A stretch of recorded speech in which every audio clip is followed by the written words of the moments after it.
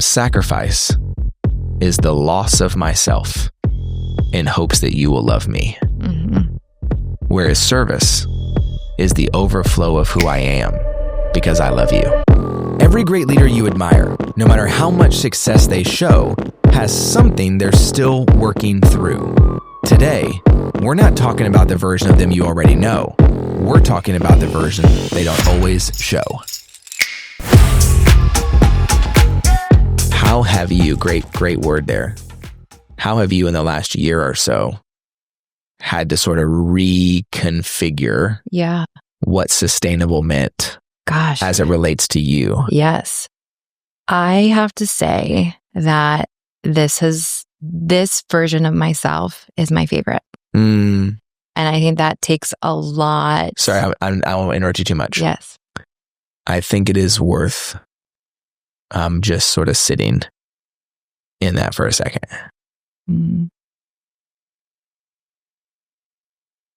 That of all the versions of you that have ever existed and all of the effort you've ever put in at any point in your life, to be able to presently, I don't know the exact date, but it'll be marked whenever it's released, to be able to say, I think me today, thus far, is my favorite me.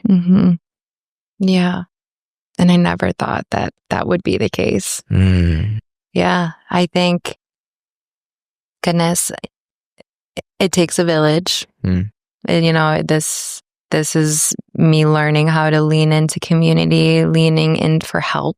I didn't know what it was like to ask for help. And it's still a work in progress. Yes, preach. Same. Yep. It's, it's a pride thing. That I could do it all. Yeah. But you can't. Yeah. And I think that, I'm leaning into, if I make a mistake, I'm learning from it. And, being very intentional. If we go back to kind of that theme that we were talking about in the beginning, is I have to be intentional because I have to maximize every minute of my day. And so how am I going to still be successful in my work, but doing it in an intentional way? And how am I now redefining success? Because when you're younger and you're climbing this ladder, success looks a lot different. And then you get to a position and success is starting to look really different, and I think that I'm navigating that still and being in this new kind of era for myself. But it's being forgiving as well. Well, where do we start? Okay, let's go in reverse order because I'm a big fan of a theory we have called the upside down. Okay. And that's what I think that most of us speak upside down and we don't know it. Okay. So I'm going to do my best to go in reverse order. So let's start with forgiveness. For you to come to a place where you can confidently say, today it's my favorite me. That is a product of forgiveness. Yes. Forgiveness of self? Definitely. For sure. Yes. There is a cost to working and grinding for a period of time. There's a cost to work-life balance, relationships, how you want to be a version of yourself outside of work. Because there should be two different versions, right? Or kind of the same. Who knows, right? We can talk about that for hours and hours. I would say the reason, this is making my opinion, unsolicited, by the way. Yeah. I would say the reason today you are your most favorite you is because you are finding that there is one version. Yeah. I love that. I think. Yeah. I think you're right. I have experienced you in three different versions. I've experienced you socially. Yep. I've experienced you professionally. I've experienced you some combination of both. I've experienced you chillaxing with the little one. Yes. Right? Yes. I've been with the little one before. We had our little time together in the pool. So cute. Like, I have only ever experienced. You've been with a group of friends at my house. Yeah. You've been to my house. Yes. I was at a house you thought about best first time I met you. Yeah. I was at a house you thought about buying. You're right. Oh, remember that? Gosh. First time I ever ate your pasta. So oh my God, yes. Okay. And for that duration, I have only ever known one of you. Yeah. I love that. Thank you. That was a great compliment. So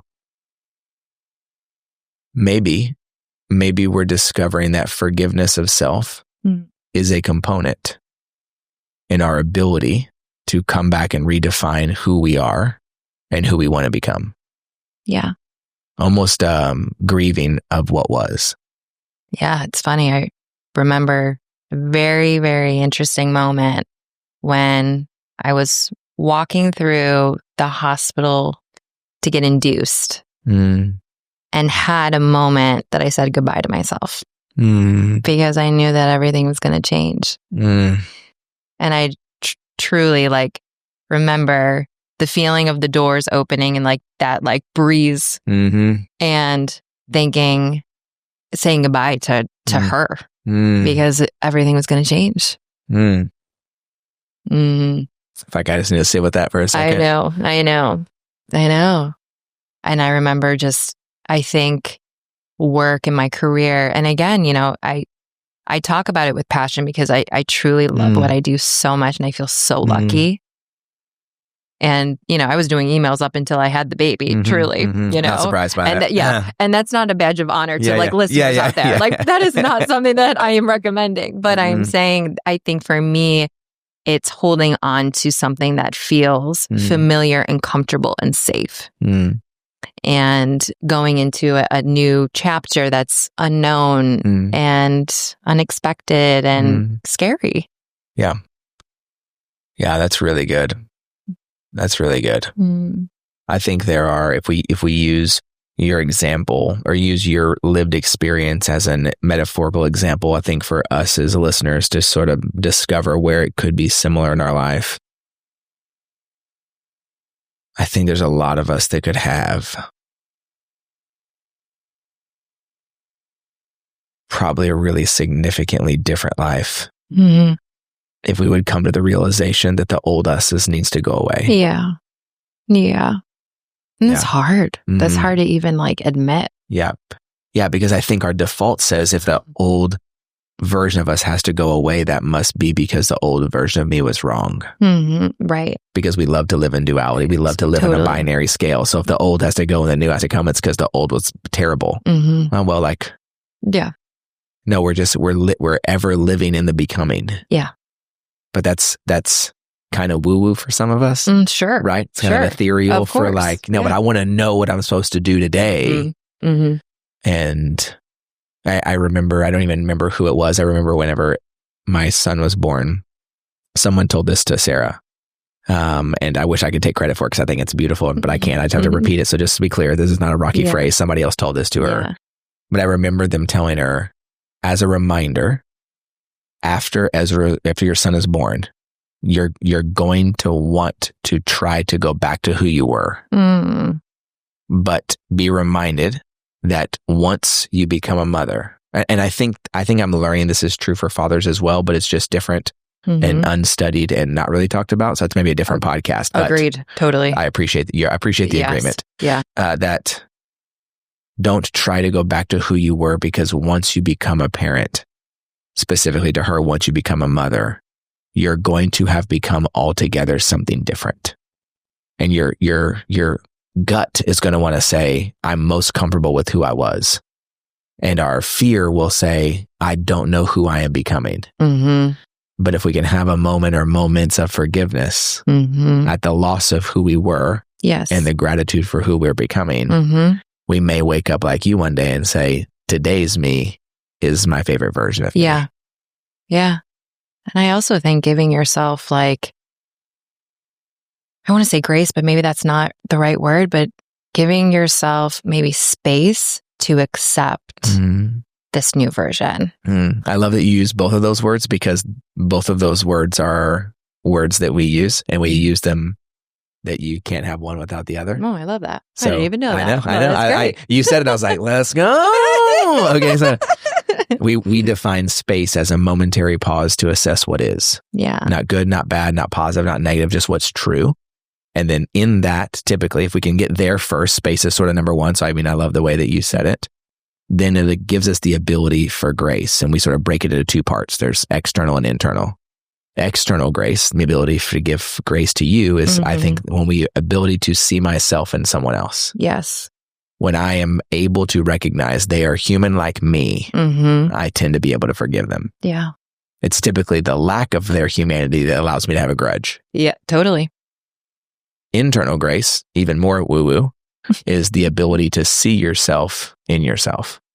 The capacity to recognize that I too am human. Yeah. And therefore the standard that I hold myself to can be the same as everyone else. Yes. And so I'm allowed sort of that same thing. Yeah. Yeah.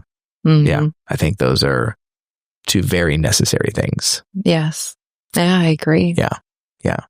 So where today in this place of your journey, how do you find space? How do you find the ability to go like, who am I and where am I at in the midst of like childcare and where am I going and having a job and what's next? And we were talking a little bit earlier of like, and then now what feels like, especially when your kids are little, there's 57 medieval diseases they could catch, and you're like, do I have to keep them at home and never let them see a human to keep them alive? So like on the midst of all of that and yourself and caring for yourself and what does that look like? What have you done? What are you trying? What have you sort of figured out or figuring out in that space? Yeah. I think, goodness, I'm still figuring it out. Great. 8 months, 8 months, baby just turned 8 months. Yeah. 9 years in, still figuring it out. Just. Yeah.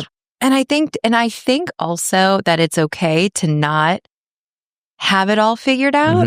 I don't think it's possible. I agree. Right. And I think that's really important that you just said that, because I think that we're all chasing, thinking that there is this perfect formula. There's a day of arrival. Right. Hadn't found it. Yeah. Because there's just things out of your control. And so you just got to learn how to pivot and adapt. I think for myself, what I've identified is that I have to be able to set some time for myself. And I think for whether you have kids or you don't. Right. So far, I'm agreeing. I'm vibing with you. I'm agreeing with you. Kids or no kids. Totally. You may have guilt in doing anything for yourself. Where, should I spend that time putting Why do you think that is? I have all my own theories about it, but I think it's something that, the term, and I want to be very clear, I'm not saying the term as in it's not real. I'm saying it as this is how it's presented to me. Like the term mom guilt I think is very prevalent, very real. I think it's a very real thing. Yes. So why do you think? I think maybe it's the culture, the work culture that we have, but it's not everyone feels that. Yeah. You don't have to have this high, pressure job. You can still, just have a normal 9 to 5 and really care about it or not care about it, right, and still feel guilty. Yeah. I think I know a lot of stay-at-home moms that still have mom guilt for maybe a variety of other reasons. But why do you? So let me go back. We don't have to theorize about things that are not us. You made the phrase trying to figure that out without feeling guilty. Yeah. What makes you feel guilty? I think I'm used to I'm a very selful person. I put everyone before myself and my needs. That has always been the case. I think the nature of what I do for a living also calls for that. Yep. And I have realized that I have to figure out some boundaries against myself in whether that's committing and putting it on my calendar. Like I try every Friday I'm going to go to our social club and I'm still going to work because I got to, but there's a pool there.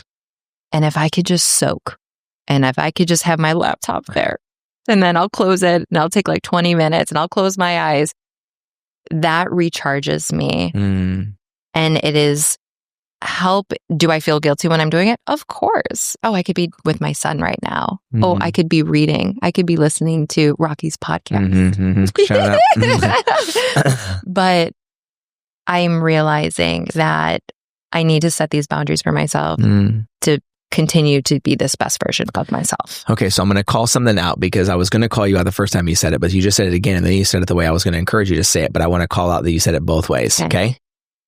You first said, I feel like I need to set some boundaries against myself.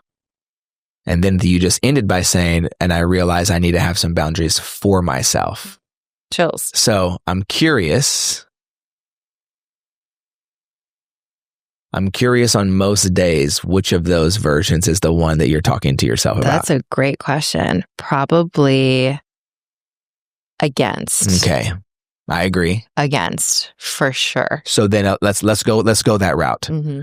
What does it feel like to you? What do you mean when you say I got to set some boundaries against myself? Because I know I will break them. Okay. And I won't. Okay.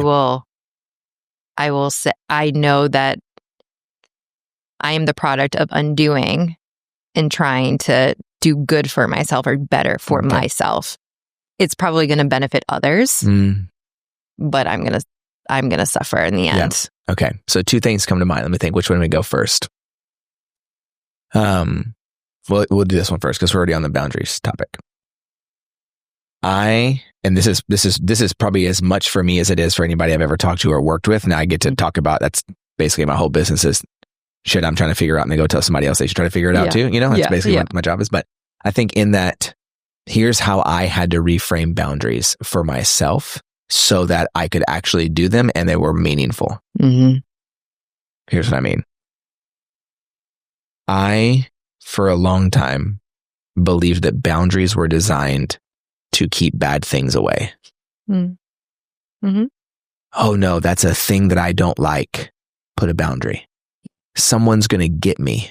Put a boundary. Yeah. I don't want to be taken advantage of. You need better boundaries. Yeah. I don't, right? That's sort of the language I think through. That sort of grew up in that world. Absolutely.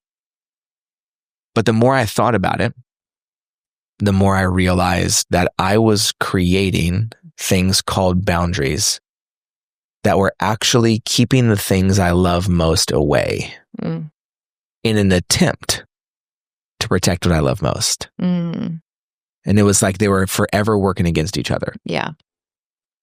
So I began to reframe for myself, what if boundaries were not designed to keep things away? What if boundaries were actually designed to keep the things that I love most in? Yeah.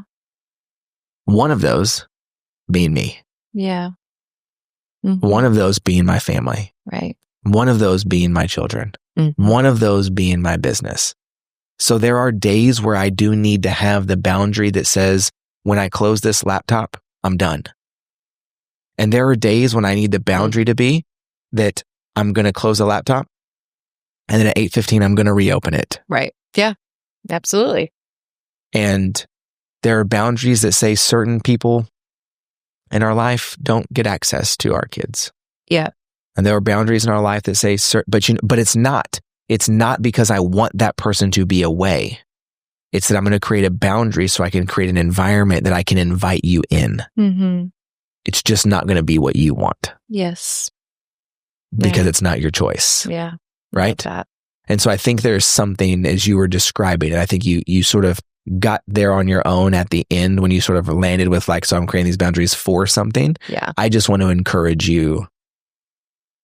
Boundaries are beautiful. Yeah. And boundaries, I believe, were designed to keep the things we love most in. Yeah. And that will cost us something. That was your words earlier. Yeah. It will cost us something, but it doesn't have to cost us ourselves. Yeah. Oh, so good. Absolutely. Yeah. I think more people need to hear that. Yeah. And I think you are doing that. I just want to make sure you continue to do that with a language that is empowering of self rather than one that is detrimental. Yeah. Love that. You know what I mean? Totally. And then that takes me to the second part of what you said. You said I'm a very selfless person, and I typically do a lot of things. You're in hospitality, which is basically it should just be called selflessness. It's supposed to be good, like that's the entire part of the entire job. Yeah, is to make somebody else feel good. Oh yeah, absolutely. And I have this definition for myself because I like to believe that I am that way also. Mm-hmm. And so I have had to separate service from sacrifice. I think I spent a large portion of my life sacrificing under the name of service. Wow, yeah. And so the distinction for me is that sacrifice is the loss of myself in hopes that you will love me. Mm-hmm. Whereas service is the overflow of who I am because I love you. Yeah. And maybe love is a weird word to use for work, and people can translate that however they want. Sure. But I spent a lot of my kids' early life saying that I was serving them, mm-hmm. but I was sacrificing. Right. And they didn't ask me to. Yeah. But man, would I get upset if it wasn't noticed. Totally. Yeah. And it was only at my expense. Yeah. The amount of times I changed plans because I thought that Sarah required me to. Yes. Only to come to find out she had no opinion. And if I would have asked, she would have actually gone my way. Absolutely. Yeah. The amount of times I have had to send a text and then called and said, hey, can I just ask you about the text that you sent? Because I read that as you think that I'm lazy and that I'm failing. And so you're going to spite me to go do it without me. Yeah.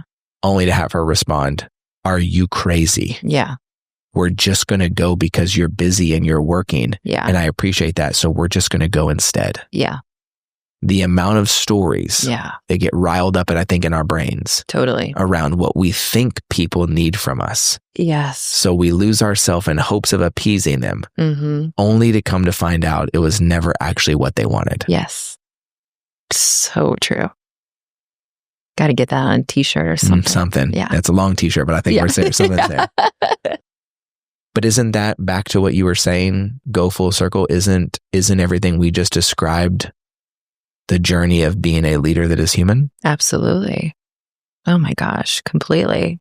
Being in your head, probably way too much. Like, just ask. Absolutely.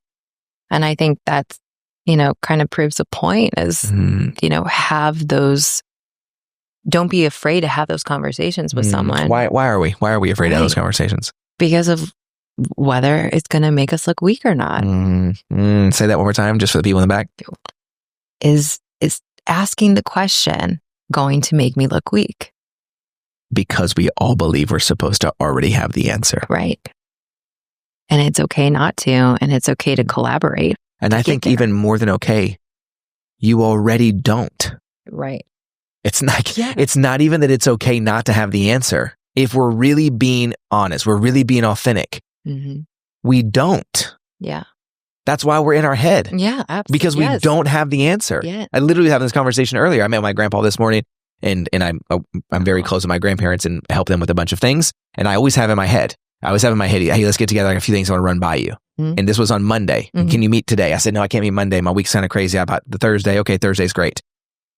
Why have Monday to Thursday? All I have thought about is all the things that could go wrong and all the things he's going to say and how dissatisfied he is and all the things he doesn't know and for him to show up with a plastic sack with some sausage from his goats that he just had made for the kids because, make sure the kids can eat is what he told me. Sure.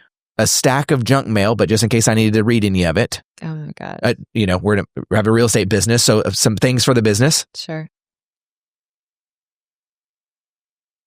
And then he wanted to spend 10 minutes talking about my grandma. Oh. You know what I'm saying? Yeah. Yeah. Why did I waste 4 days thinking about what might happen? Right. Only to come to find out is exactly what he needed. Yeah. Oh. Yeah. You know what I'm saying? Totally. And I think the amount of times we do that to ourselves as humans, as partners, as parents, as leaders, that prevent us from just asking the question, both to somebody else and to ourselves. Yes. Mm-hmm. That maybe we all, with a little bit of forgiveness, mm-hmm. a little bit of space, a little bit of grace, maybe we too can find a way to live in the tension of everything we are being and everything we are becoming. Mm-hmm. Sounds easy. Mm-hmm. Yeah, it sounds like we should just do it, right? Yeah. Mm-hmm. Yeah. But maybe it isn't easy. But maybe it is simple. Mm-hmm. Yeah. Have it be a mantra, put it on your wall. Mm-hmm. Send yourself I like live and breathe by my calendar. I do like alerts, same. And like I'll put alarms on my phone too, like go outside or, eat lunch just as the reminder. But like, what if we actually did a reminder to just ask the question, take a moment, pause, breathe. So we'll wrap it up with this. Not that we haven't already put you on the spot, but I'm putting the spot one more time. If there was a reminder that was going to pop up on your phone every day for the next 30 days, what would that reminder be? Be proud of yourself. Yeah. And even though maybe it's going to sound rhetorical, it's not rhetorical at all. Today, are you proud of yourself?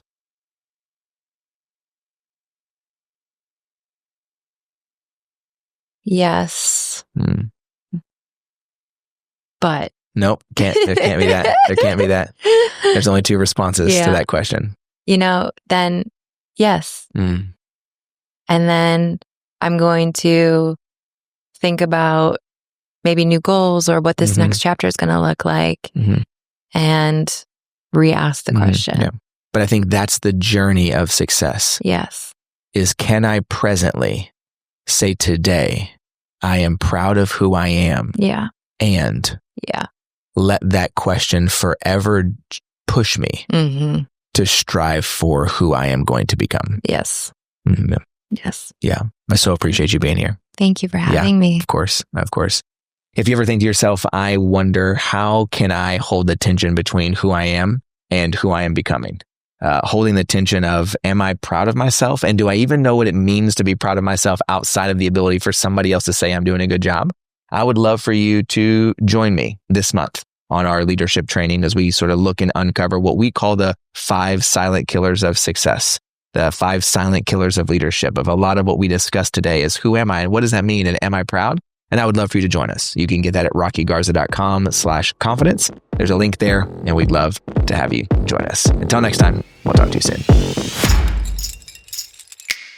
Thank you for listening to this week's podcast. Don't forget to join us this month for our leadership training. You can register you and your team at rockygarza.com/confidence.